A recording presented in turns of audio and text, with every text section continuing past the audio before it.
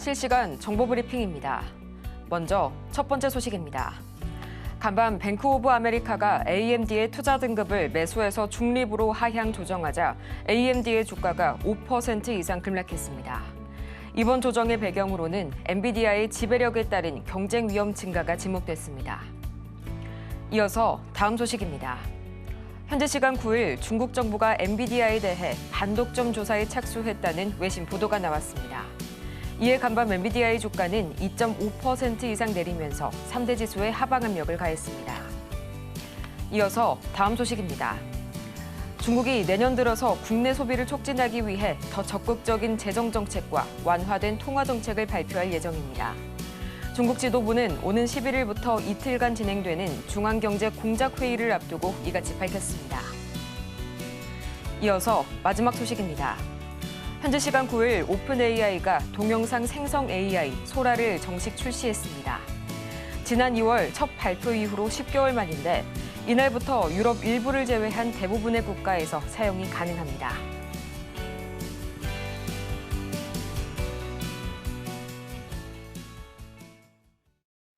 여러분 안녕하세요. 12월 10일 화요일 실전 매매의 정수 진행의 조민재입니다. 이 12월 FOMC 전 마지막 물가지표 공개를 앞두고 이 간밤 뉴욕 증시 3대 지수는 일제히 쉬어가는 흐름을 보였습니다. 무엇보다 이날 엔비디아의 주가가 약 2.55% 하락하면서 이 3대 지수의 하방 압력을 더했는데요. 이 부분 저희 잠시 후에 중국 규제 당국이 엔비디아를 반독점법 위반 혐의로 조사하고 있다는 소식, 악재로 작용한 점 더욱 자세하게 알아볼 거고요. 또 반대로 미증시에 상장된 중국 주식들은 이날 강세를 보였습니다. 중국 지도부가 24년 만에 통화 정책의 완화와 더불어서 이 추가적인 경기 부양책을 내놓을 수 있다는 기대감을 심어줬기 때문인데요. 이 때문에 오늘 화장품주들 모처럼 다시 한번 기지개 켜주고 있고요. 또 오늘은 정치인 테마주 외에도 모처럼 여러 테마들이 자꾸 움직이고 있습니다. 가장 먼저 보자면요. 이 현재 시간으로 8일입니다. 트럼프 당선인이 젤렌스키 우크라이나 대통령과의 회담과 관련해서 우크라이나가 평화를 원하고 있다면서 이 전쟁을 끝낼 방법을 구상하고 있다고 밝혔습니다. 이 소식에 현재 이 우크라이나 재건 관련주들 크게 급상승 보이고 있고요. 또 현재 시각으로 9일이죠. 바로 어제였습니다. 이 오픈 AI의 동영상 생성 AI죠. 이 소라가 정식으로 출시가 됐다는 소식과 더불어서 미국 최대의 온라인 커뮤니티 이 레딧마저도 AI 기반 검색 기능을 선보였습니다. 이 때문에 현재 AI와 메타버스주들 역시 강하게 움직여주고 있고요. 마찬가지로 이 지금 시각 환율은 1,428원 선까지 어제에 비해서는 다소 진정된 모습 보여주고 있습니다. 그렇다면 과연 우리 전반적인 시장 흐름 어떻게 흘러가고 있을지 가장 먼저 코스피부터 보도록 하시죠. 이 탄핵 소추안 폐기 이후로 첫 거래일 어제 코스피는 2.7% 이상 강하게 밀려났습니다. 하지만 지금 이 시각 2%가량 올라서게 되면서 이 장 초반 2,400선을 드디어 회복을 해줬고요. 이어서 코스피 수급 동향 바로 보도록 하겠습니다. 사실 어제 코스피 하락에는 개인들의 패닉셀의 영향이 강했습니다. 이 외인과 기관과 더불어서 프로그램까지 어제는 순 매수를 보였었는데요. 오늘은 역시나 이 기관과 더불어서 외국인 현재 소폭이나마 매물 담아내고 있다는 점이 굉장히 좀 긍정적이고요. 개인은 오늘도 마찬가지로 차익 실현 나서고 있네요. 이어서 바로 코스닥 보도록 하겠습니다. 어제 5% 이상 낙폭을 그야말로 크게 확대해갔던 코스닥. 오늘은 4.23%가량 크게 다시 한번 올라와주고 있고요. 지금 시각 653선, 650선 막 돌파했습니다. 이어서 수급 동향 바로 보도록 하겠습니다. 어제 마찬가지로 코스닥 시장에서도 개인의 나홀로 투매 흐름이 강하게 지수를 내리눌렀는데요. 지금 이 시각 기관과 더불어서 외국인 보다 강하게 매물 담아내고 있고요. 역시나 오늘까지는 이 개인들의 투매 흐름이 다소 이어지고 있는 모습 관측이 되고 있습니다. 이렇게 해서 오늘 이 양대 지수가 어제 급격했던 낙폭들을 다시 한번 회복하면서 반등 흐름 보여주고 있는데요.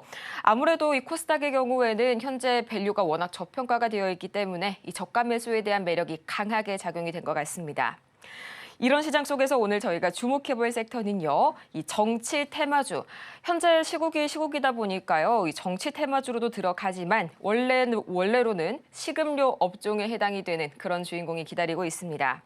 이 KB증권이 지난 10일이죠. 바로 오늘입니다. 이 음식료 업종이 해외 매출 확대 등에 따라서 내년 실적 회복이 기대된다면서 업종 투자 의견을 긍정적으로 제시를 했는데요. 이 최선호주로 꼽혀진 삼양식품, 지금 이 시각 약 9%에서 10% 가까이 급등 나와주고 있는데요. 과연 오늘 이 친구도 뒤늦게 따라서 급등 보여줄지 참 궁금하네요. 저희 잠시 후에 어떤 종목 담아볼지 공개할 거고요. 실전 매매의 정수, 오늘도 이정수 전문가와 함께합니다. 자, 오늘은 오랜만에 코스닥이 폭등을 합니다. 4%의 급등을 하는데 어제 5% 넘게 너무 많이 빠져서 그렇죠. 뭐 빠진 이유들은 여러분들은 알겠지만 정치적인 불안감 때문에 떨어진 것도 있고 환율도 계속 상승하다 보니까 근데 오늘은 조금 빠지네요. 자, 지난주 여러분들한테 시장이 흔들릴 거에 대비해서 현금화 대응을 해야 된다라는 얘기를 수목금, 왜냐면 화요일 날에 계엄령 발표가 화요일 날에 있었기 때문에 수요일 날 여러분들한테 현금화를 얘기를 했었어요. 근데 손실이 뭐 40% 이런 건 하지 말고 손실이 처음에는 15% 안쪽에 있는 것들 하라 그랬지만 목요일 날 금요일 가면서 20% 손실 나는 것까지도 현금화 대응을 해라. 그리고 나서 뭐를 해라? 매수를 할 거면 정치 테마를 해라. 이게 잘 기억이 안 나면 2016년도 데자뷰. 이건 기억나죠? 2016년도 데자뷰가 뭐예요? 정치 테마주. 그래서 여러분들한테 수목금에서 얘기했던 게 이재명 테마가 제일 강하다. 그다음에 뭐 여론조사에 거기 1등이 나오니까 그다음에 한동훈 테마고 그다음에 조국 테마고 안철수고 뭐 지금도 다시 뭐 이름이 거론된 거 김동연 테마 그다음에 유승민 테마 홍준표 테마 이런 식으로 이제 얘기가 있는데 제가 뭐 누가 뭐 될 것 같고 뭐 이런 건 모르겠어요. 그냥 여론조사가 1위가 이재명이기 때문에 그쪽이 제일 강하다는 건 오케이. 근데 강한 이유가 또 있는 게 2016년도도 그랬단 말이에요. 제가 이미 이 얘기를 했잖아요. 정치적인 불안감과 이런 부분들이 얘기가 나오게 되면 그 당시도 묻지마 급등세가 나왔습니다. 지금 이재명 관련주가 바닥에서 지금 100% 넘어가고 있죠. 그때도 그랬어요. 왜 올라갔느냐? 몰라요. 이유가 없어요. 여러분들은 이재명이 대통령이 될 것 같으니까 그래서 올라가는 거다. 그러면 당선 만약에 된다라 그러면 여태까지 그 정치 테마주들이 당선된다 하면서 계속 올라갔느냐? 이재명 관련주, 뭐 노무현 관련주부터 하고 다 갔느냐? 아니요. 당선되기 한 일주일, 2주일 전 빠르면 한 달 전부터 급락을 합니다. 당선되면 오히려 주가가 폭락을 해버려요. 왜 그래요? 기대감 상실. 대통령 됐으니까 이제 볼 거 없다라는 얘기죠. 그러니까 이 정치 테마주들은 그런 특징이 있습니다. 막 몰려요. 뭐 개인들이 사서 올리는 게 아니고 세력들이 계속 꼬드기죠. 이유는 정치 테마주를 이쪽이 제일 인기가 많으니까 이쪽이 될 거다. 그러면 계속 올라가요. 지금처럼. 지금 죄대가 지금 상한가 가잖아요. 지금도. 수산, 아이, 모모 하는 종목부터 해서 코이즈, 오리엔트 전공, 바이오, 그다음에 뭐 형지 엘리트 다 상한가입니다. 형지 INC 상한가에 프리엠스 26% 급등에 신라 SG는 10% 급등에 슈프리마 HQ 19% 급등에 지금 정치 테마주들은 싹 다 급등입니다. 자, 한번 여기 볼게요. 저번에 여러분들 관심 종목으로 지난주 수요일부터 보여드렸던 거거든요. 한번 보겠습니다. 자, 차트 이 관심 종목 보면 죄다 상한가예요. 묻지마 급등입니다. 이유가 없어요. 왜 올라가느냐? 없어요. 이유. 그냥 가는 거예요. 그리고 제가 여러분들한테 그렇게 얘기하면서 공개하면서 뭐라 그랬어요? 그러니까 이거는 계속 간다. 계속 가는데 가면서 혼자만 가는 게 아니고 한동훈 관련주라든지 조국 관련주라든지 그다음에 뭐 안철수 테마라든지 이런 쪽들로 이제 순환을 한다. 뭐 누가 되든 안 되든 상관이 없어요. 어느 정도는 쫓아 올라가요. 그리고 당장 대통령을 뽑아가지고 하는 것도 아니고 지금 탄핵이 될지 안 될지도 모르고 지금 아무것도 나온 상황이 아니기 때문에 그런 불안감에서는 시장은 변동성은 커지지만 정치 테마주는 몰리기가 편합니다. 그래서 지금 몰리고 있는 거예요. 지금 이쪽 애들이 움직이는 거죠. 한동훈 관련주도 어제 흔들렸다 오늘 다시 급등 나오고 조국 관련주들도 어제 화천기기 3,000원에 가격은 안 들어왔지만 들어왔었으면 지금 15% 20% 지금 수익이 났을 건데 어쨌든 이런 식으로 종목들이 돌아가면서 순환하고 있는데 오늘은 전체적으로 코스피 코스닥 반등이 많이 나오는 것은 그냥 많이 빠진 거에 따른 여기 보면은 코스피도 코스닥도 자 그럼 이게 바닥을 친 거냐? 아직은 이거 가지고 바닥을 쳤다고 얘기하기는 어렵습니다. 그리고 여러분들 환율하고 외국인 매수세를 잘 봐야 돼요. 환율하고 외국인 매수세를 왜 잘 봐야 되느냐? 제가 환율을 가끔 가다가 언급할 때가 있거든요. 한 1년에 한 번 아니면 4년에 뭐 한두 번 정도? 잘 언급을 안 해요. 근데 지금은 환율을 봐야 됩니다. 이거는 월봉입니다. 5년치 월봉인데 이 고가를 뚫느냐 아니면 뚫지 못하고 다시 안정세가 되면서 다시 1,300원대, 1,200원대로 내려오느냐 이거 굉장히 중요해요. 여기서 일봉으로 보면은 여기를 지금 저항을 만약에 뚫고 올라간다. 그러면은 코스피도 다시 흔들리겠죠. 그래서 저걸 올라가느냐 떨어지느냐. 그리고 외국인들도 매수세를 해주느냐 안 해주느냐 이것도 중요합니다. 지금 외국인들이 거래소는 팔고 선물은 사고 그러니까 애매하게 하죠. 애매하게. 일단 매매적인 접근으로는 너무 좋아요. 그리고 정치 테마주들 매매하는 거 여전히 좋습니다. 거기다 분위기도 지금 폭락 분위기에서 낙폭과 대한 반등이잖아요. 그럼 정치 테마주도 바닥에 있는 것들 걔네들도 움직이겠죠. 지금 제일 핫한 이슈니까. 그래서 오늘 가지고 나온 것도 음식업종에 있는 조국 테마입니다. 음식업종에 있는 정치 테마인데 바닥에 있어요. 그리고 지금 음식업종 관련주들이 내년에서 KB증권에서 뭐 좋다고 얘기가 나오면서 올라간단 말이죠. 삼양금 식품이 지금 급등세가 나오는데 음식업종도 어느 정도 반등을 줄 거고 그래서 이래저래 해서 그래서 오늘은 공개 방송도 할 예정입니다. 공개 방송하는 이유는 여러분들 이게 시장 지금 완벽한 바닥이 나오려면 저 환율이 꺾여야 됩니다. 외국인들이 매수가 들어와야 돼요. 왜 그게 중요하냐? 정말 큰일이 날 수 있기 때문에 그래요. 그게 뭔지는 여기서는 얘기를 못하고 이따가 얘기할 겁니다. 공개 방송에서 11시에서 말씀을 드릴 건데 미국 시장은 여전히 좋아요. 근데 지금 미국 시장이 살짝 조정으로 들어가려고 폼을 좀 잡고는 있습니다. 자, 미국 시장 한번 볼게요. 미국 시장 보면은 다우존스는 살살살 이거 떨어지는 거 아무 문제는 없거든요. 뭐 이거 살짝 밀렸다가 다시 올라가면 되죠.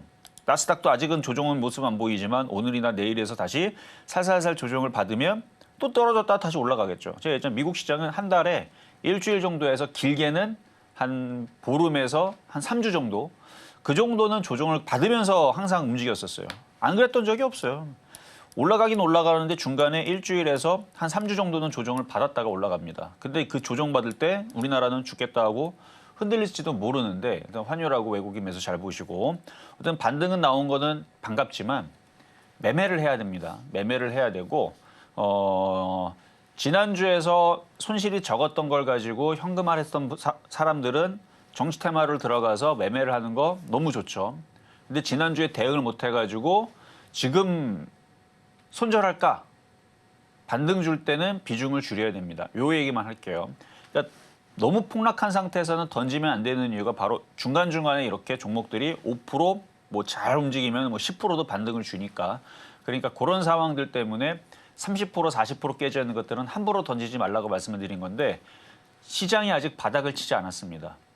그리고 지금 이렇게 반등을 주는 이유도 있고 다시 재차 하락할 이유도 있는데 그거는 공개 방송에서 얘기를 할 거고요.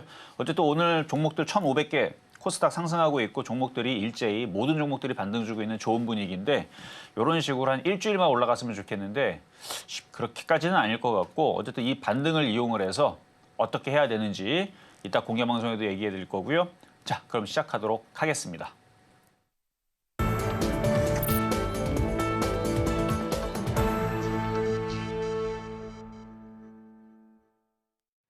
실전 매매 정수 오늘장 표적 종목 시간입니다. 앞서서 환율 그리고 외인 매수가 정말 중요하다고 다시 한번 말씀을 주셨는데요. 지금 시각 코스피에서는 여전히 외인 매수 우위 보여주고 있고요. 또 코스피 현물뿐만 아니라 현재 선물 시장에서도 외인이 약 4,500억 원어치 매물 담아내고 있네요. 또 오늘의 경우에도 마찬가지고요. 최근 단기 이 기관과 외인 동시 매수 상위 종목들을 보자면 주가는 좀 눌러가면서도 기관과 외인의 매집은 계속 유지가 되고 있는 이런 긍정적인 반등 모멘텀 다시 한번 좀 관측이 돼가고 있습니다. 오늘도 전문가님의 11시죠. 오늘 오전 11시 전문가님의 공개 방송에서 더욱더 많은 이야기 나눠보실 수가 있으니까요. 참고해 보시길 바라고요. 또 이렇게 종목에 관한 대응이 더 필요하실 여러분을 위해서 저희 오늘 종목 상담 열심히 진행을 해보도록 하겠습니다. 번호 02-3153-2611번 혹은 2612번으로 전화를 주시거나 샵 0082번 문자를 통해서 종목명과 매수 단가, 보유 비중까지 3가지 바로 보내주시길 바라면서요. 또 저희가 방송 중에 제공해드린 이 모든 정보는 투자 판단을 위한 조언일 뿐 해당 종목의 가치와 수익률을 보장하지는 않는다는 점 다시 한번 말씀을 드립니다. 아울러서 저희 서울경제TV는 자본시장통합법을 준수하고 있는데요. 1:1 투자상담이나 유사 수신행위 등 모든 불법 사항 엄중히 금지하고 있고요. 또 최근 당사를 사칭하고 있는 사례들이 늘고 있으니까요. 이 부분까지 반드시 유의 바라겠습니다. 그럼 과연 이 식음료 쪽으로도 많은 기대를 받고 있고 또 정치 테마주로도 엮어볼 수 있는 오늘의 주인공 누가 될지 지금 바로 보시죠.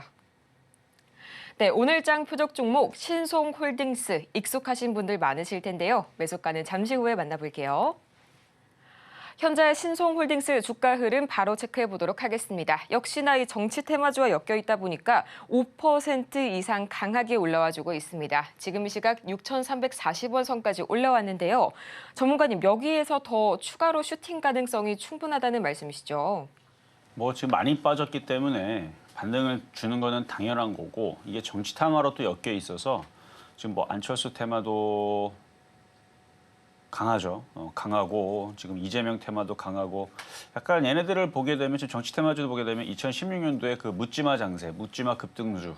그러니까 초전도체도 뭐 실체도 없이 막 급등을 하잖아. 지금 당장 될 기술도 아니고 앞으로 10년 걸릴지 50년 걸릴지도 모르는 그 기술을 가지고 어마어마하게 올라갔듯이 그러니까 이슈가 몰이가 돼서 급등을 하게 되면 초전도체처럼 움직이거든요. 초전도체 같은 경우는 600%에서 뭐 1000%까지도 올라가고 그렇죠. 단기간에.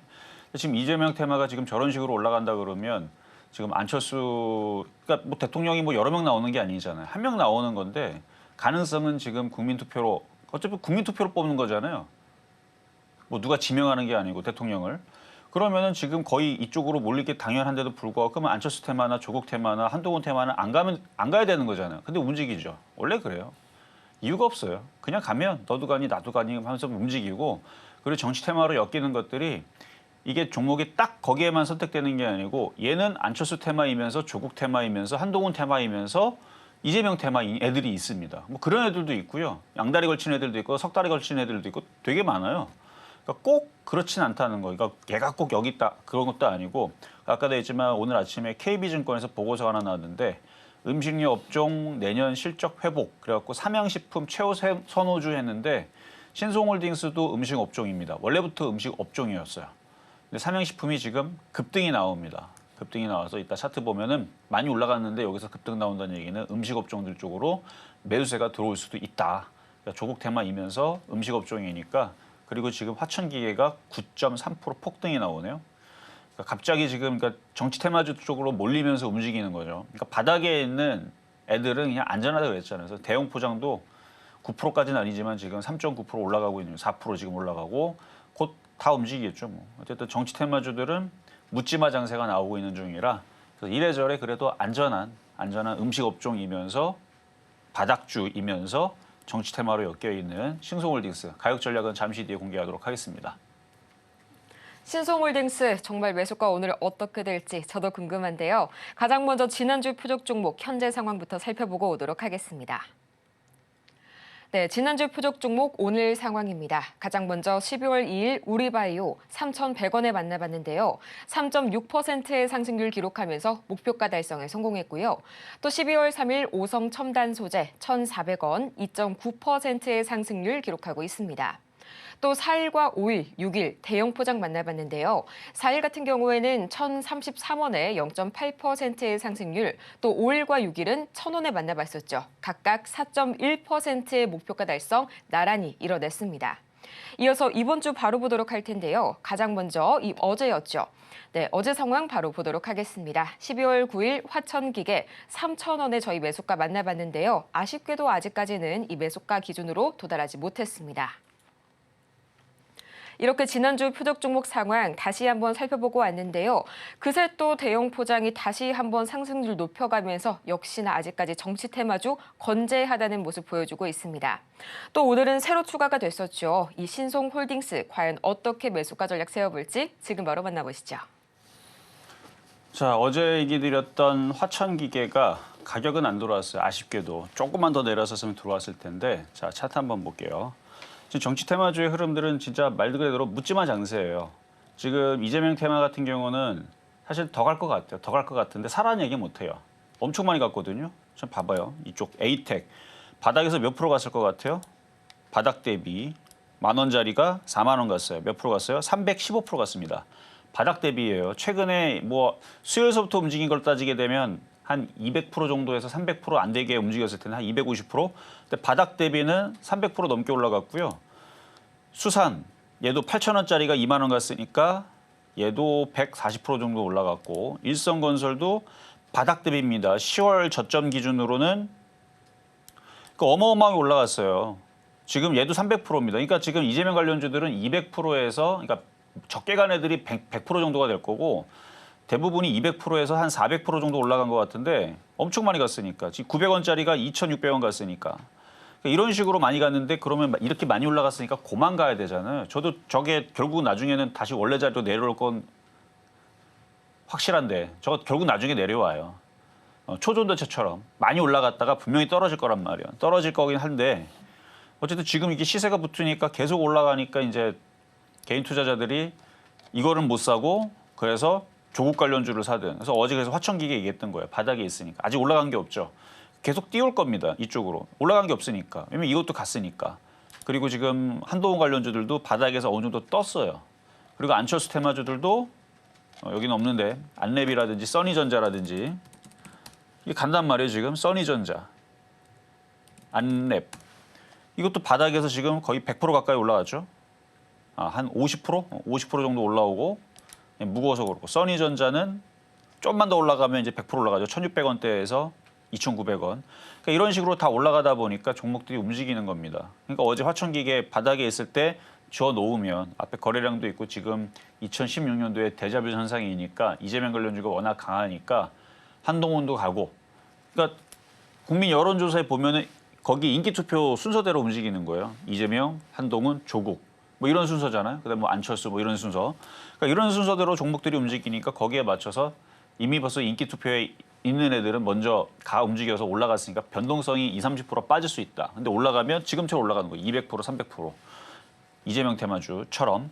근데 여러분들한테 선택드렸던 거는 이제 안전한 거. 대형 포장이라든지 화천기계라든지 흔들려도 크게 안 흔들리는 거. 일부러 이렇게 줬거든요. 급등보다는 좀 안전을 왜냐면 장이 지금 너무 불안하니까. 그래서 어제 분 차트를 보니까 어제 3,100원, 뭐 3,200원 사이에서는 왔다 갔다 하다가 그러니까 3,000원은 안 내려왔어요. 내려왔으면 좋았을 텐데. 그래서 어제 올라가고 그다음에 오늘도 다시 튀면서 올라가 버렸는데 다시 밀리면은 다시 저점 매수는 당연히 되는 거지만 안 내려온다 그래서 이게 안 가는 건 아닙니다. 거래가 들어왔고 지금 쟤네들이 튀고 있으니까 올라가겠죠. 그리고 범양건영이라고 이것도 조국 테마로 엮여 있는데 누르고 오늘 아침서부터 상한가를 갔더라고요. 그래서 오늘은 좀 움직이겠구나라는 생각을 했는데 역시나 화천기계가 움직이네요. 자, 급등명중 종목 대형 포장 한번 보겠습니다. 이것도 최근에 드렸던 종목이죠. 대형 포장. 여전히 바닥에 있고요. 지금 수익률은 4.1%에서 조금 더 올라갔을 거겠지만 뭐 어차피 거기서 거기예요. 어차피 계속 올라갈 거긴 한데 그래서 아마 여기 고점을 뚫고 뭐 1,100원, 1,150원 요 정도만 올라가도 수익률은 1,000원에 샀던 사람들 기준으로 10에서 뭐 15% 정도. 이거만 매매 정도는 괜찮은 수익이죠. 그렇죠? 그러니까 안철수 테마치 급등 나오는 써니전자처럼 50% 올라가고 그다음에 이재명 테마처럼 바닥 대비 200%, 300% 올라가고 물론 그게 불가능한 건 아닙니다. 근데 이슈몰이가 갑자기 이쪽이 인기 투표로 1위가 돼야 되는데 그게 현실로는 어려우니까 그냥 쟤네들 움직이니까 바닥에서 어느 정도 들어주는 거예요. 그래서 10에서 15% 올라가는 거는 어렵지는 않다.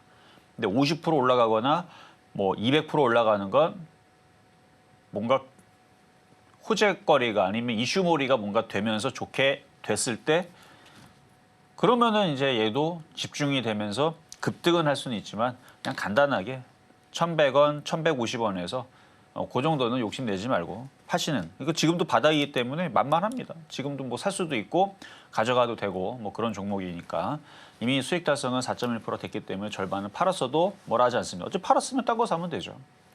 자, 그럼 이제 오늘의 표역 종목 신송홀딩스 가보겠습니다. 신송홀딩스. 지금 전체적으로 모든 종목들이 다들 반등을 주고 있어요. 많이 빠졌던 종목들로. 신송홀딩스도 많이 빠졌죠.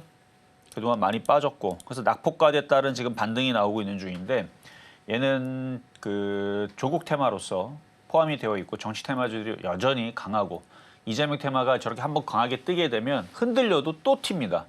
그러니까 초전도체를 생각하면 돼요. 초전도체주들이 그렇게 끈질기게 하면서 많이 올라갔듯이 정치 테마주들은 그런 그러니까 2016년도 데자뷰로 따지게 되면 12월 달에서 그러니까 12월에서 그러니까 그게 10월 달에서부터 사건이 벌어지기 시작하면서 이제 본격적으로 움직이다가 11월 달도 움직이고 12월 달에 이제 탄핵 발의가 되면서도 움직였어요. 그래서 1월 달까지는 움직였던 걸로 기억을 합니다.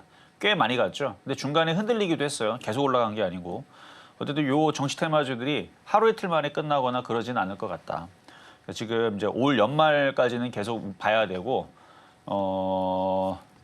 하여튼간 뉴스를 잘 보시고 때는 바닥에 있는 것들은 여기에 있을 애들이 아닙니다. 이쪽으로 올라갈 거니까 그렇다고 쫓아가지는 마시고 한 6,300원 정도, 6,300원 정도로 밀리면 한번 공략을 해보시고요.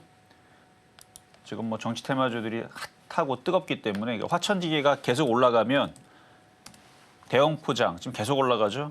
왜냐하면 써니전자, 안랩, 뭐 한동훈 관련주, 뭐 그다음에 김동연 관련 PM 풍년, 뭐 노을, 한동훈 관련주, 오파스랩, 넷, 이재명 관련주 뭐 죄다 다 튀니까 그냥 기본적으로 키를 맞춰주는 거예요. 그래서 지금 얘도 튀고 그러면 이제 조만간에 대형 포장도 튀고 어쨌든 이런 내용으로 이따가 공개 방송도 할 건데요. 매매로는 참 매력적인 시장은 맞지만 이 시장이 계속 갔으면 좋겠죠. 근데 조금 우리가 환율이라든지 외국인 매수세를 주목을 해야 되는 이유들이 있으니까 그거에 대해서도 이따가 공개 방송 때에서 말씀을 드릴 테니까 자 오늘의 표적 종목은 신송홀딩스 말씀을 드려봤습니다. 오늘의 표적 종목 신송홀딩스 저희 매수가까지 다 같이 만나보고 왔고요. 이어서 급등 명중 종목 베스트 5 오늘은 어떤 종목 기다리고 있을지 지금 바로 보시죠.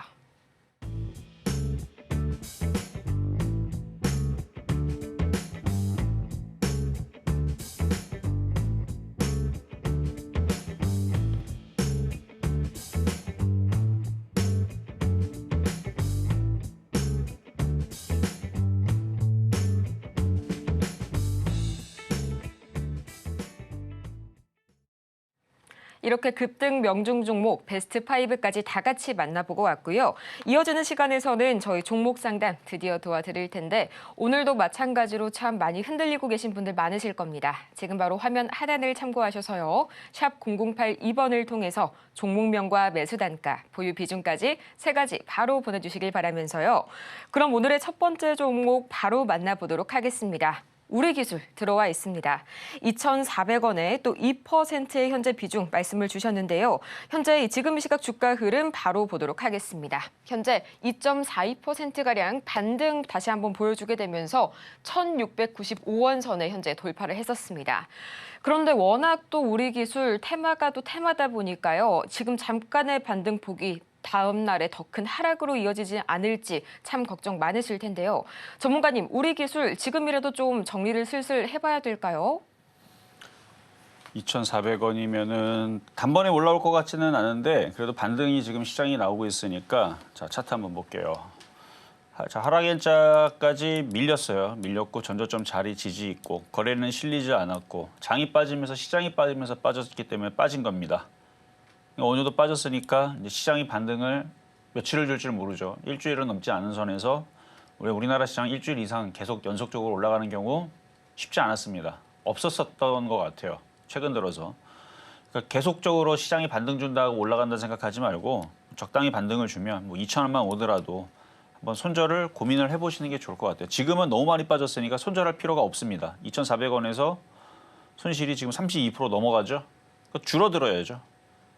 이렇게 떨어지면 17%인데 한 15% 안쪽으로 줄어들게 되면 그러니까 20% 안쪽으로 손실이 줄어들게 되면 한번 비중을 줄이는 부분에 대해서 고민하실 필요가 있고 지금 비중이 2%밖에 되질 않으니까 뭐 지금 현재 자리에서 추가 매수도 뭐 가능은 합니다. 추가 매수해서 단가를 낮춰서 대충 반등 주면 수익으로 빠져나오는 방법 가능한데 좀 약해요. 거래도 없고 그러니까 강한 흐름이 나오기에는 지금 이쪽으로 모멘텀이 확 물리는 것도 아닌 것 같아서 그냥 지금 비중이 작으니까 조금 물타기를 더 해도 그래도 괜찮을 것 같아서 차트적으로는 이제 반등을 노리셔라 말씀드리도록 하겠습니다. 다음으로는 현대바이오 보도록 하겠습니다. 15,500원에 20%. 지금 시각 흐름 보자면요. 1.83%가량 올라서게 되면서 15,050원 선까지는 올라왔는데요. 최근 들어서 그래도 저가 매수를 좀 하신 것 같아요. 아마 이 반등폭에 힘입어서 다시 한번 더 강한 상승 노려봐도 괜찮을까요? 자, 현대바이오 차트를 보니까 다른 종목들 빠질 때에 비해서 덜 빠지고 반등도 주고 그렇죠? 그러면은 지금 매수 가격도 근처로 다 왔고 수익으로 바뀌게 되면 좀 비중을 좀 줄이도록 하세요. 그러니까 이번 반등이 며칠짜리 반등인지는 모르겠으나 일주일을 넘지 않는 선에서 반등을 노리시는 게 적당할 것 같고요.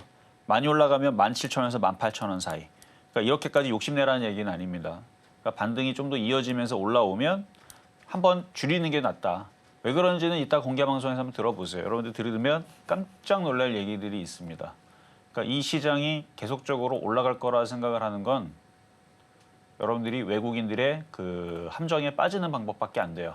왜 그런지는 제가 이따가 어제에서도 제가 잠깐 얘기는 했습니다. 제가 시장 잠깐은 반등 줄 거라고 그랬죠. 왜냐면은 증시를 안정시키기 위해서 정부에서 돈을 쏟아붓기 때문에 일시적으로는 반등이 나올 수 있다라는 얘기를 어제 했단 말이에요. 그리고 이미 그런 것들을 경험하기 전에 지난주에서 시장이 흔들릴까 봐 현금화 대응을 하라고 했던 거고 그 현금화한 걸로 주식을 공략하겠다라면 이재명 테마라든지 한동훈 테마라든지 조국 테마라든지 정치 테마주를 차라리 해라라고 말씀을 드렸던 건데 오늘 반등 준다고 이걸로 시장 반등 치고 계속 올라갈 거라고 생각하는 사람들은 아무도 없을 겁니다. 근데 반등 주니까 좀 싱숭생숭하죠. 지금 추가 매수해야 되나? 그래서 이따가 공개 방송을 준비했으니까 일단 들어오시고요. 요거는 좀 전에 말씀드린 대로 17,000원, 18,000원 올라오게 되면 비중을 확 줄이시고 수익이 나더라도 한 16,000원만 올라가더라도 비중을 살살살살 줄이는 전략으로 말씀드리겠습니다. 다음으로 볼 종목은 LB세미콘 오랜만에 만나보네요. 6,200원에 15%, 지금 이 시각 LB세미콘입니다. 4.7%가량 올라서게 되면서 3,185원 선까지 현재 올라오게 됐는데요. 그럼에도 불구하고 손실률이 거의 50%, 절반에 가깝습니다. 참 오랜 시간 걱정 많으셨을 것 같아요. 지금 바로 SOS 전략 듣고 올게요.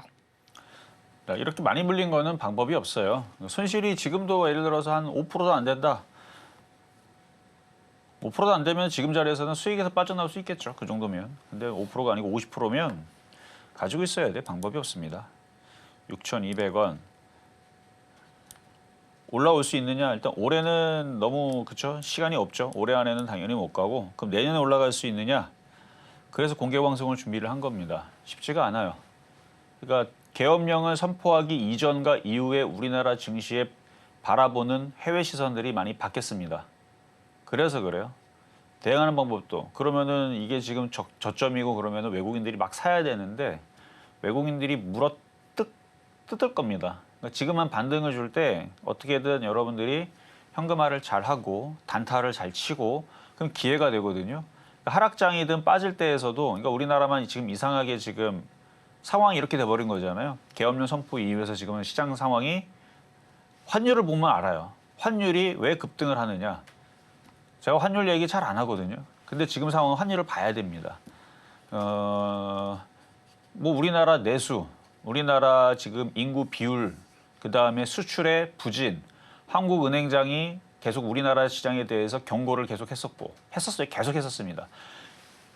작년에도 했었고 올해도 했었습니다. 그리고 올해는 내년이 더 힘들다라는 얘기를 한국은행 은행장이 얘기를 하면서 그 다음에 그러니까 이미 그 얘기는 나왔던 부분이었고 그리고 나서 계엄령 선포가 있었죠.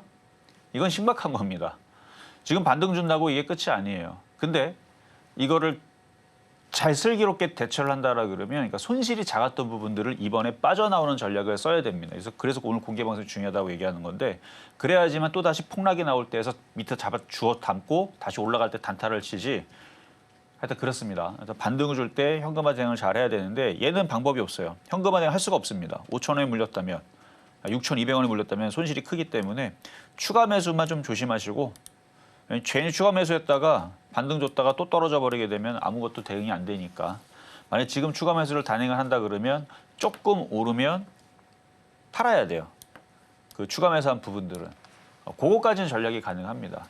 근데 지금 정치 테마주 쪽으로 몰리고 있기 때문에 정치 테마주 쪽으로 매매하는 게 얘가 올라가는 수익률보다 왜냐면 걔는 묻지마 장세거든요. 묻지마 장세. 그리고 반도체에 대해서도 중국 저가 공세 많이 들어온다라는 거 기사 보셨죠? 제가 미리 얘기했던 부분들도 그렇고 기술 유출, 삼성전자에서 기술 유출, 삼성전자에 있는 인력들이 다 빠져나갔다. 일단 삼성전자가 잘못한 것도 있고 정부가 잘못한 것도 있고 두 가지 다 잘못해서 우리나라에 있는 기술진들이 다 중국으로 가버렸습니다. 엔비디아로 가고 중국으로 가고 그게 다행인 건 하이닉스로 제일 많이 갔기 때문에 그나마 다행이지만 어쨌든 기술들이 유치를 되는 바람에 삼성전자가 디램을 팔아야 되는데 디램이 중국에서 만들어집니다. 아주 싼 가격에. 반값에 나옵니다. 그러면 삼성전자가 그렇게 휘청거리고 안 좋은 얘기가 나오게 되면 디램을 못 팔아서 내지는 디램을 가격을 반은 후려쳐서 팔아야 된다 그러면 이게 상당한 타격을 입겠죠. 그러면 LB세미콘이나 시스템 반도체나 반도체 장비주들은 삼성전자가 휘청거리면 얘는 올라가겠나요? 그래서 그래요. 그래서 쉽지가 않다라는 말씀 드리도록 하겠습니다. 다음으로는 이 종목, 오늘 제가 이 중국의 추가 부양책 보고 가장 먼저 떠올랐던 종목 중에 하나인데요. 코스맥스 만나보도록 하겠습니다. 지금 시각 코스맥스의 매수가를 보자면요. 14만 2천 원에 20% 말씀을 주셨는데요. 역시나 이 지금 이 시각 15% 이상 강하게 올라가고 있습니다. 15만 원 선을 방금 돌파를 막 해준 코스맥스. 이 전문가님, 아직 세부적인 내용은 발표가 안 됐잖아요. 조금 더 시간이 걸릴 것으로 보이는데 과연 이 11일부터 추가적인 이 정책이 발표가 되면 그때 조금 더 가줄 수 있는 그런 가능성이 있을까요? 정책이 발표가 되면 대부분 실망매로 떨어지는 경우가 많으니까 발표하기 전에 지금처럼 반등을 줄 때 잘 대응하시는 게 좋을 것 같아요. 자, 코스맥스. 자, 오늘 그 기대감에 15% 급등 나오는 건 아주 좋은 현상. 자, 14만 2천 원. 그러니까 추가적인 정책이 그러니까 발표가 되면 올라가기보다는 흔들 가능성이 높습니다. 그래서 16만 원 넘지 않는 선에서 비중을 조금씩 줄이시는 게 좋을 것 같고요. 넘어가면 그때는 비중을 줄이다가 멈추세요. 넘어가는 건 또 다른 얘기입니다. 넘어가게 되면 누군가가 인위적으로 거래를 실으면서 넘어가면서 18만 원 쪽으로 가겠다는 뜻이니까 넘어가면 팔다가 멈춰야 돼요. 그래서 지금서부터 16만 원까지 살살살살살 팔다가 그다음 음봉 떨어지고 내려간다 싶으면은 그때는 비중을 절반 이상 확 줄이면 됩니다. 그리고 다시 내려오면 밑에서 다시 사는 거죠. 그래서 매매를 하세요. 박스권 저점 매수, 고점 매도. 대신에 넘어갈 때만 비중을 줄이다가 멈춰라. 더 노리셔라 라는 말씀 드리도록 하겠습니다.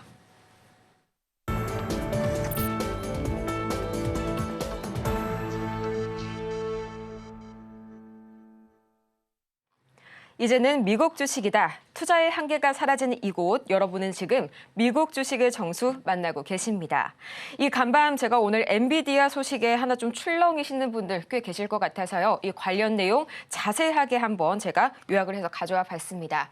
가장 먼저 이 로이터 통신의 기사를 가져와 봤고요. 알만한 분들은 다 아시겠지만 우선 제목부터 가장 먼저 볼게요. 현재 China targets NVIDIA with antitrust probe, escalates U.S. chip tensions. 여기서 이 안티트러스트가요, 반독점을 의미를 합니다. 한마디로 이 중국이 엔비디아를 반독점 조사 대상으로 이렇게 지정을 하게 되면서 미중 간 반도체 이런 긴장감이 고조가 되고 있다라는 그런 제목의 기사인데요. 이 실제로 이 소식에 간밤 엔비디아의 주가가 2.5%가량 크게 하락했습니다. 이날까지 좀 사흘 연속 내림세를 이어가면서 최근 한 달간 4% 이상의 이 주가 하락률을 기록한 엔비디아인데요. 과연 어떤 내용이고요? 구체적으로 어떤 영향이 있을지 하나하나 짚어보도록 하겠습니다. 가장 첫 번째로 이 summary 요약본 첫 줄 보도록 하겠습니다. 이 Beijing says it's also probing NVIDIA over Mellanox deal. 이게 무슨 말이냐면요. 이 멜라녹스는요. 바로 이스라엘의 컴퓨터 네트워킹 장비 제조업체입니다. 2020년에요. 이 엔비디아가 이 멜라녹스를 70억 달러에 인수한 그런 적이 있는데 이때 당시에 중국이 이 규정에 대해서 제대로 지키지 않았다면서 이게 이 반독점 규정을 위반하고 있다라고 현재 주장을 하고 있습니다. 살짝은 약간 내용상으로도 뭔가 앞뒤가 맞지 않는데 싶으신 분들 있으실 겁니다. 두 번째 줄 바로 보도록 하겠습니다. Move comes days after the U.S. latest chip curbs. 이게 무슨 말이냐면요. 이 얼마 전에 조 바이든 대통령이 대중 반도체 추가 수출 규제안을 발표했었죠. 그 일로부터 채 며칠이 지나지 않아서 발생을 한 사건입니다. 여기에서 알 수 있는 점은 이게 좀 보복성의 조치 성격이 강하다는 정책이죠. 따라서 이 시장에서는 이 반독점 규제가 실제적으로 중국에게 이익이 있어서 뭔가 취하는 조치라기보다는 이 트럼프 정부가 출범하기 전에 보여주기식의 성격이 압력이 강하다라고 말을 하고 있고요. 또 엔비디아 칩을 현재로서는 완전히 배제를 하는 건 어렵기 때문에 경로를 우회해서라도 이 엔비디아의 GPU를 수입하기 위해서 많은 노력을 기울일 것이다라는 이런 월가의 분석이 지배적입니다. 또 마지막으로 보도록 할 텐데요. 이 NVIDIA has been caught up in US-China frictions. 그래서 이 엔비디아가 결과적으로는 이 미중 갈등에 휘말린 어떻게 보면 이 고래 싸움의 약간의 새우라고 하긴 너무 좀 작으니까요. 대하등이 터졌다라고 보시면 되겠습니다. 어쨌든 여기서 중요한 건 이런 중국 정부들의 움직임으로 인해서 엔비디아를 필두로 한 다른 미국 기업들이 추가적으로 이 중국 정부에 대한 리스크를 항상 안고 가야 된다는 점인데요. 이 부분에 저는 주목을 해야 한다고 봅니다. 단순히 이 엔비디아의 경우에는 현재 양국의 경제 정책에 있어서 유의미한 타격을 입히지는 않을 것으로 보고 있거든요. 전문가님, 그렇다면 이 과연 엔비디아를 필두로 해서 앞으로 이 추가적인 중국의 보복성 조치들, 특히나 반도체에 강하게 작용할 것 같은데요. 이런 부분들은 좀 어떻게 한번 대처를 해볼까요? 자, 일단 뭐 어제 그것 때문에 엔비디아가 빠지고 미국 시장이 뭐 살짝 뭐 소폭 조정받았다고 하는데요. 많이 안 빠지죠. 예전에 이런 얘기 나왔으면은 나스닥도 그 종목들 때문에 뭐 반독점 이슈 때문에 아주 급락을 하면서 다른 기술도 급락을 하고 막 떨어지는데 자, 한번 차트 한번 보겠습니다. 많이 안 빠져요. 기술적으로 보더라도 이 정도 올라온 상태에서 전저점 지지하고 전저점까지 아직 깨진 흐름도 아니고 뭐 이 정도 살짝 빠진 거니까 뭐 깨지면 어떻습니까? 다시 전저점 자리 지지하고 또 몇 회 뒤 있고 그리고 얘는 요만큼 빠졌는데 애플은 거꾸로 급등이 나왔어요. 자, 애플 한번 주가 볼게요. 그렇죠? 올라가죠? 다른 애들은 그러면 빠졌느냐? 뭐 아마존도 안 빠져요. 그러니까 다른 기술주들은 별 문제가 없습니다. 다시 얘기하지만 이 반독점으로 엔비디아가 그게 악재가 돼서 원래는 악재죠. 그렇게 해서 뭐 제재를 가하고 반독점 어쩌고저쩌고 그렇게 얘기 나오면 장대 음봉이 나오면서 밑으로 이런 식으로 박살나는 모양이 나와야 되는데 안 떨어진다는 얘기는 그만큼 미국 시장은 산타랠리로 가고 있고 강하고 그리고 그 얘기가 다시 뭐 잘 풀리지 않을까. 뭐 크게 조정을 이렇게 받거나 하는 흐름들은 아니고 그냥 추세가 이렇게 지지되니까. 그럼 반대로 엔비디아를 우리나라 사람들이 제일 많이 가지고 있는 종목이 테슬라, 두 번째가 엔비디아, 세 번째가 애플 이러잖아요. 엔비디아를 갖고 있는 대한민국에 있는 많은 투자자들이 있을 거란 말이죠. 그냥 버티세요. 반독점 얘기 나왔는데도 2억밖에 안 빠진다. 그러니까 이걸로 인해서 어제 나스닥이 한 4%, 5% 빠지고 애플도 한 10% 빠지고 마이크로소프트도 한 20% 빠지고 뭐 그런 현상이 나왔으면은 엔비디아도 그냥 던지면 돼요. 미국장이 이제 하락장으로 가는구나. 조정이 확실하게 나오는구나. 그러면 그때서는 팔면 되지만 뭐 떨어지는 게 없어요, 지금. 크게 안 빠집니다. 그래서 그냥 갖고 있는 사람들은 보유를 하시고 오히려 이제 조정을 받으면 살려는 사람들은 뭐 세게 조정받아야 사죠. 이렇게 떠 있는 상태에서는 사기가 좀 어렵고. 이것도 단타는 가능합니다. 여기 전저점 자리를 지지하고 지금 조정받을 때 매수는 되는데 근데 이거 말고 살 것들이 많으니까 꼭 엔비디아가 아니더라도 다른 쪽으로 공략을 하시면 되고 그리고 이따가 공개 방송할 때에서는 미국 주식 그 M7 매그니피센트 종목들 말고도 좀 여러 가지 한번 볼게요. 왜냐하면 미국장은 믿음의 종목들이 많아요. 그러니까 시가총액이 뭐 그냥 발에 걸리는 것들이 대부분 막 300조, 400조 이런 애들 되게 많습니다. 여러분이 알고 있는 대부분 종목들은 그 정도 돼요. 근데 우리나라는 300조, 400조 하면은 시가총액 1위, 2위를 다투죠. 하여튼 우리나라보다 시가총액이 워낙 또 원체 크기도 하고 원체 크다라는 얘기는 미국 사람들도 많이 갖고 있기 때문에 그래서 미국 주주들의 파워가 굉장히 센데 그 예를 들어서 엔비디아를 폭락을 시킨다. 그럼 미국 사람들이 가만히 있겠습니까? 가만히 안 있단 말이죠. 그러니까 미국 정부도 트럼프도 미국 기업들 길들이기 하겠죠. 워낙 잘 나가니까. 그래서 뭐 이래저래 지금 뭐 이렇게 하면 쑤시고 저렇게도 하면 쑤시고 그러는 건데 죽이거나 그러지는 못해요. 주주들이 들고 일어나면 그 뭐 보통 한두 명이 들고 있겠어요. 미국 사람들이 거의 대부분이다. 일단 주식 시작하면 다 엔비디아부터 사면서 시작할 것 같은데 엔비디아가 시가총액 1위, 2위를 다투면 그럴 수밖에 없죠. 그래서 미국 사람들도 많이 갖고 있을 거고 그래서 조정받으면 매수의 기회는 맞습니다. 그리고 뭐 테슬라도 그렇고 그다음에 AMD 그다음에 뭐 ASML 퀄컴 되게 많죠. 그거 갖고 있는 사람도 꽤 많을 텐데 아직 못 간 애들 움직일 수 있는 만한 애들도 많이 있습니다. 그래서 미국 주식 관심 있는 사람들도 들어오시고 국내 주식은 매매로만 보셔야 돼요. 장기 투자요? 큰일 납니다.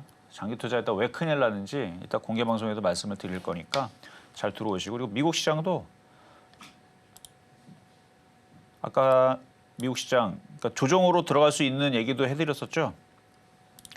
정상이에요. 조정받는다 그래서 여러분들이 뭐 크게 놀라거나 그럴 필요가 없어요. 한 달 동안에 올라가고 조정받잖아요. 올라가고 조정받고 올라가고 조정받고 올라가고 조정받았죠. 뭐 S&P 500은 안 그랬어요? 올라가고 조정받고 올라가고 조정받고 그러면 결국은 기승전 상승. 그러니까 이 정도 올라왔으면 조정받아도 되는 겁니다. 우리나라가 문제죠. 얘네들 조정받을 때 우리나라가 과연 잘 버틸 수 있을까? 뭐 이런 것만 문제지 또 올라가겠죠. 미국 시장은. 일본 시장, 우리나라 시장은 일로 떨어지고 있는데 얘네들은 넘어가게 생겼죠. 그러니까 이런 부분들에 대해서 여러분들 고민들이 많을 겁니다. 주식 특히 갖고 있는 것들 이거를 어떻게 정리를 해야 되나. 이거 지금 손실이 지금 30%짜리가 제일 애매할 거예요. 20% 안쪽이면 현금화 대응을 이번에 하면 돼요. 왜냐하면 다시 재차 하락할 가능성이 높습니다. 여기서 바닥을 치고 올라간다? 쉽지 않아요. 돈들이 들어와야 되는데 돈이 들어옵니까? 외국인들 산다고요? 얼마? 마이너스 237억? 코스닥은 1677억? 자, 개인들도 지금 주식을 팔죠. 제가 뭐 여러 가지 댓글들을 많이 보고 있는데 미국 주식을 한 사람들 중에서 지금 제가 오늘 아침에 댓글을 봤던 겁니다. 뭐 네이버 게시판인지 어디서 제가 봤어요. 아직도 한국 주식 하냐고 누가 물어보면서 자기는 미국 주식 하는데 108% 수익이랍니다. 그리고 그렇게 수익 나다 보니까 다시는 한국 시장으로 들어올 생각이 없다라고 얘기를 하더라고요. 근데 비단 그 사람뿐만이 아니고 미국 시장을 경험한 사람들은 다 이걸 동감을 해요. 그러면 지금 우리나라에서 지금 개인들이 저걸 주식을 팔았어요. 지금 팔고 있죠? 다시 들어올 것 같아요? 안 들어옵니다. 근데 제가 걱정하는 건 주식이라는 거는 누군가가 매수를 해서 들어올려야 돼요. 그 외국인들도 안 들어와. 기관들은 쟤네들은 어차피 들어왔다 다시 나가는 애들이에요. 쟤네들은 이 주식시장을 띄어올리려고 들어온 애들이 아닙니다. 수시로 따먹기나 뭐 그런 애들이지. 그러면 결국은 개인들이 들어오든 외국인들이 들어오든 양쪽에서 들어오든 국민연금이 들어오건 해야 되는데 그게 쉽지가 않단 말이에요. 근데 여기에서 이제 그게 쉽지 않았을 때에서 벌어지는 일들이 있습니다. 무디스, 피치, 신용등급 하락, 환율 급등 그러면 어떤 일이 벌어질까요? 그거에 대해서 여기서 다 얘기를 할 수가 없어요. 워낙 심각한 얘기이기 때문에. 그래서 저는 장기 투자, 우리나라 시장 이 상황에서는 절대로 안 된다라는 거. 그래서 지금 물렸기 때문에 에라 모르겠다 가져가자? 아닙니다. 비중이 지금 30% 마이너스 난 것들이 가장 애매할 거예요. 20% 안쪽에 있는 것들 비중을 줄여야 돼요. 뭐 오늘 반등 주든 내일도 반등 주고 내일 모레 반등 주든 어쨌든 그렇게 줄이고 나서 정치 테마를 하면 되잖아요. 잘 움직이잖아요. 그렇죠? 정치 테마 아직 안 끝났습니다. 2016년도 대자뷰로 보게 되면 뭐 2달 동안은 움직이더라고요. 그럼 2달 동안 그쪽으로 열심히 매매해서 돈을 벌면 되죠. 초전도처럼 바닥에서 300%, 400%, 500%갈 수도 있으니 그러니까 그런 것들을 생각하면서 잘 매매 대응하셔야 되고요. 그러니까 시장이 지금 무조건 위험하다는 말씀드리는 건 아니니까. 그러니까 매매로서는 매력적인데 여러분이 꼭 물렸으니까 장기 투자를 하겠다라는 그 생각을 가지고 있는데 40%, 50% 깨진 거는 제 얘기 다 무시하고 그냥 가져가세요. 이건 방법이 없어요. 그냥 가져가시되 마이너스 30% 안쪽에 있는 것들이 마이너스 20%, 10%로 줄어들 수 있는 기회가 올 겁니다. 근데 그거를 그대로 냅뒀다가 안 좋은 상황으로 다시 떨어져 버리면 얼마나 아까워요. 그걸 얘기를 하는 거거든요. 그러니까 지금 마이너스 30% 안쪽, 마이너스 20% 안쪽 반등을 줄 때 어떻게 대응을 해야 되는지 잠시 뒤 공개 방송에서 얘기하도록 하겠습니다. 중국이 히토류 수출 규제에 이어서 엔비디아에 대한 반독점 조사를 시작하면서 본격적인 반격에 들어갔습니다. 드비어 그룹의 CEO 나이젤 그린은 이런 말을 남겼네요. 이것은 단순한 규제 문제가 아니라 계산된 지정학적인 책략이다. 이 개별 종목으로 또 개인이 대응하는 범위를 넘어선 것 같습니다. 잠시 후 오전 11시 저희 전문가님과 함께하면서 더욱 자세한 전략 세워가시길 바라고요. 저희는 마치기 전에 오늘 방송의 핵심 내용 지금 바로 보시죠. 네, 오늘의 핵심 세 가지입니다. 뉴욕 증시 이 물가지표 CPI와 PPI의 발표를 앞두고 하락으로 마감을 지었었고요. 또 오늘 우리 시장에서는 이 외인과 기관의 매수가 동시에 유입되고 있습니다. 국내 증시가 5거래일 만에 현재 반등에 완전히 성공할지 장 마감까지 지켜보시길 바라고요. 오늘 장의 표적 종목은 신송홀딩스 만나봤습니다.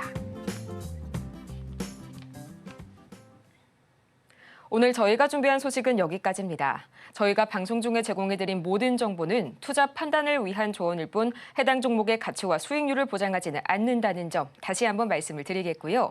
또 아울러서 저희 서울경제TV는 자본시장 통합법을 준수하고 있습니다. 1:1 투자 상담이나 유사 수신행위 등 모든 불법 사항 엄중히 금지하고 있으니까요. 이 점 투자에 참고하시길 바라면서요. 저희는 그럼 다음 이 시간 더 유익하고 알찬 소식으로 다시 한번 찾아오도록 하겠습니다. 오늘도 함께해 주신 여러분 고맙습니다.